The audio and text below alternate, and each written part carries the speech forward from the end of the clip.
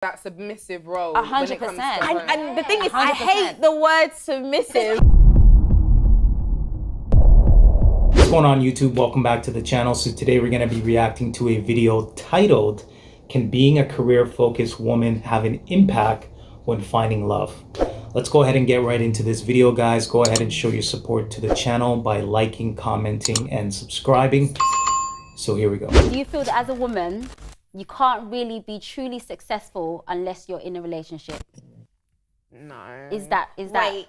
So right? basically, I have to base my success on whether I've got a husband or not, or whether I've got a boyfriend. I feel like in some cultures, that's what they do. Basically, they literally look at you, and if they don't see that ring on your finger, they don't take you seriously. So you can have the most success in your China. career. If you're 25 and I single, heard that. they have wrong with you. relationship markets whereby your dad will take a picture, put a poster in this market so that people can go around and be like, wow, you're old, but yeah, maybe. So Actually, your I don't bride like price that. That's goes not down. All right, so what are your thoughts on that? Damn, like what was the initial question that the girl was asking? Like, do you base your success off of being in a relationship? She said being in a relationship, but I think she should expand that to being married. Yeah. Same can be like in a relationship, but like to be married is something. It's a completely different story. Yeah. Right? Do I fully agree with that? I think it should be your main focus, to be honest. So especially as women, like you don't want to be in this scenario where, you know, you're coming close to that age, you're getting older as time goes on, and you're like, you obviously want kids and a family, and if you keep putting that off and only focusing on career, that's only going to give you so much, like, that's not going to give you the same satisfaction as having a family, right? So personally for me, like I was always focused on like finding, like I was always marriage minded or family minded, I guess, better word to say. So for me, I would say yes, like that is what I see myself as, like that is my main goal. And a career is only the way I see a career is to bring income to the family, right? I'm not thinking of getting a career to like build up, like go up the corporate ladder and spend money on trips. I'm not thinking like that, where most majority of like modern people do think that way nowadays because they don't want kids. But that was long-winded, but you said everything. Okay. Too bad. That's like Tinder, but with your parents. It's a more effective way of Tinder. It's like but in market cultures, dating, but it's crazy. Yeah, I Well, like that. I'm Nigerian, and my mum is literally like, she doesn't even care how successful I am in terms of what I'm doing in my career. The fact that I don't have a boyfriend or I'm not in a relationship, for her, nothing else is really like, and what? Where's your man? That's kind of. I feel like it's a mentality, like a. Well, that's telling right there, because you got two generations. You got her mom, which is like, I don't care what you do, be in a relationship and ultimately get married. And you got her generation that's like, I want to be in a career. Yeah, but that's the thing though, your mom knows. The reason why she's focusing on so much of like get a boyfriend, get married, whatever, is because she knows you only have a certain amount of years, good years, to actually be childbearing and things like that, right? So your mom is more concerned about that. And if you find a husband that like, you know, is making a decent income, whatever, then you don't have to worry about the money as much. Just worry about kids and getting married and making sure that is at least like in order. So that's why the mom is so pushy on it. Even my parents were more 50-50 about it. It wasn't as like harsh, but I know other family members like ask about like, oh, are you dating? Oh, when are you planning on getting married? That's a big thing that most, you know, older women will talk to you about. So. Yeah, and especially African parents are very strict about family, and they have more of that traditional mindset. I think it's based on it's on culture and just traditional values, because a couple decades ago, 30 years ago, success was based on, you know, having a family, marriage, settling down, everything that comes with that. 2016, we've got the internet, we've got women CEOs, so we've got a lot more opportunities going for ourselves as women. So it's like, for me, I can't solely base my success on having a family. Like, I feel like I just want everything. See what she just said? She wants everything? She wants everything. You It's a balance. You can't have everything. It's a balance, man. Like you can't have everything. No. So what would you say is like, how should she reframe that? Well, again, you gotta pick one. As I said in previous videos, if you're gonna be a modern, driven career woman, be that. If you're gonna be a traditional feminine woman, be that. There's consequences to what you do in life. And you can't just neglect one aspect of your life and still expect to thrive in that department. Yeah. Things will suffer depending on what you're doing. Yeah. Right? So I think it's just, if she means I want everything, is like I want a career and I want like to be a wife and a mom. It's both of those things are very difficult, right? It's not easy, like in the corporate setting, right? It's not easy working, like doing all these extra hours and putting in the extra work and all that stuff, right? To build your career. That's hard, right? Mm-hmm. And also being a stay-at-home mom and being a wife, that's also a hard job too, right? So I don't know why women want to do everything, honestly. Like that's too much for one person. That's why you're married to someone that you can kind of balance that weight off of, right? So I think women today are viewing being a stay-at-home mom or just a mom in general as something inferior to a career. And it's not inferior. Like being a mom is a hard full-time job, right? You should be honored and privileged to be a mom. Yeah. Because there's a lot of women out there that can't get pregnant. Yeah. You know what I mean? And they're just like, don't want to do that. Yeah. I'd rather just be a career woman. And then women are paying like literally thousands of dollars for the egg freezing, IVF, whatever the procedures are, to have a family, right? Because they realize later on down the line, it's like, damn, I didn't realize that I've been focusing on my career so much that now it's very difficult for me to have a family. Mm-hmm. By the way, egg freezing and stuff like that, look into it. It's not the best alternative if you're a career-driven woman and it's pricey to too. do that. Oh yeah, it's expensive. Yeah. Oh my gosh, and if it works, right? Mm-hmm. So, anyways, that's besides the point. Base like my success on whether I'm married or not, because I feel like when people pressure you, especially like within Nigerian culture, if you're being pressured, like God forbid I get pressured into the wrong marriage. I think that's my biggest fear. I've always said, my mum's always taught me as well that, you know, like a broken engagement is better than a broken marriage. My mum's always taught me that. And if I was to ever get pressured into the wrong marriage, I think that'd be my biggest failure ever, because I don't want to marry the wrong person. I feel like it has such a huge effect on you. So I'm not in any rush. I'm focusing on my brand. I'm focusing on being a better person. I'm thinking about my future. And to me, that's how I measure my success. I'm not measuring success by, you know, doing man crush every day or having a bae on my arm. I think from a parent's perspective, you have all of this stuff that you've achieved and accomplished. They want you to share it with someone. Who are you going to share it with? Isn't it important to have that lineage of children? Another aspect to that is the more you're out of the dating relationship scene, the less skills or your skills start to atrophy. So pretty much they start to diminish because you don't have the muscle memory you didn't practice enough to be in a relationship. So for example, for her, she may be out of the dating scene for X amount of years, but then when she gets back into it, she doesn't know how to conduct herself in a relationship, which is gonna prolong her finding a husband even further. Of course, but that's not something that you force. Like, obviously, let's not be stupid. Like, obviously, like maybe in a colourful world, of course, we all want to be with someone, but are we going to start going to a Chinese market to go look for someone? We're not going to do that. You know, we want to happen naturally. Happen naturally. We want to run into the right person, of course. We don't want to just say, do you know what?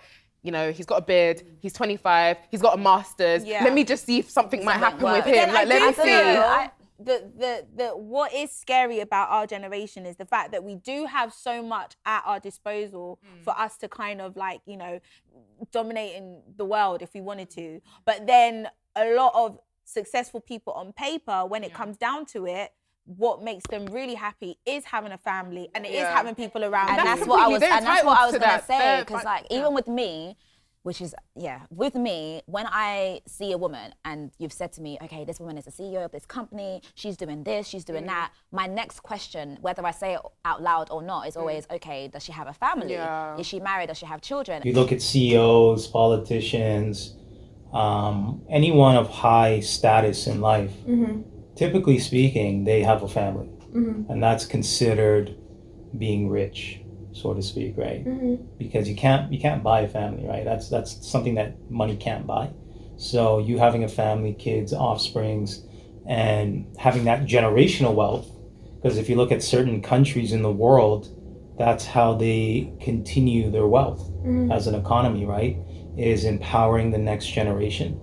And if you're a career woman and you don't have kids, then that wealth cuts off at you. You know what I mean? And there's no generation next to come. Yeah, but I think that's the main difference between men and women, though, I find, is that men are thinking about, let's say, starting a business, building like let's say a company, whatever, because they think of like, okay, we can pass this down to our kids and then this will stay within our family for beyond us, right? Whereas with women, I don't find that that's as much as what they're thinking. They're thinking, I want to make a lot of money right now. Yeah. It's very like it's very selfish. It's very short term. It's selfish.